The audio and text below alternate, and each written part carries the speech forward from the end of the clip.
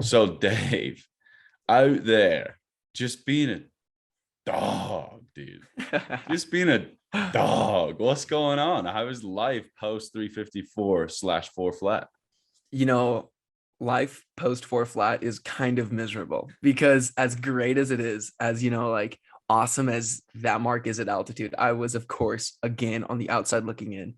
I wanted to be in Millrose. I wasn't. I was watching that. I wanted to go under 4 for the mile. I wasn't. I was watching the clock. Like, it's just almost the epitome of where I'm at right now. But it's also the thing that's driving me to like take that next step. So I'm really, really happy with it. It's like one of those things where I committed to that pace. I had zero doubt in my mind that I was going to be able to run under 4.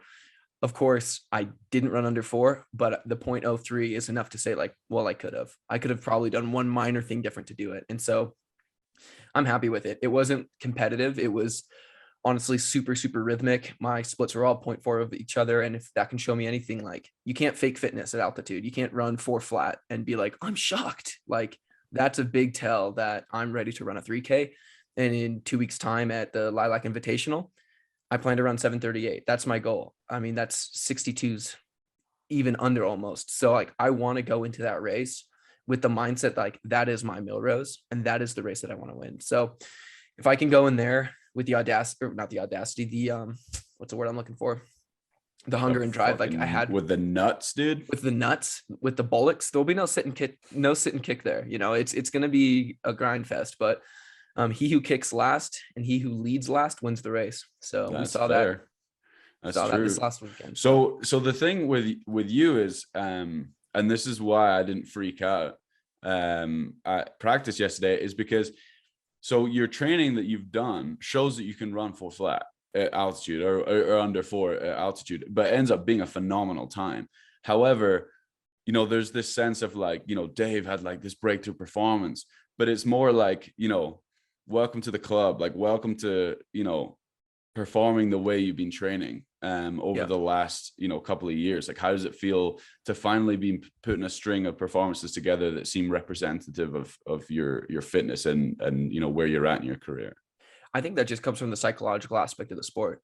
I mean, I was beating my head against a wall for a long time there, and you're right. Like this fall, and there's like one of my favorite genuine clips that we have in our audio is from our first um, podcast episode of season 5 when you ask, "Are you scared?" And I just went on a riff about not being scared because I'm not worried about the past or the future. I'm just worried about the present. And like that's really where I've been at. The only days that matter for me, and I told my sports like this, the only days that matter for me are Tuesdays and Fridays.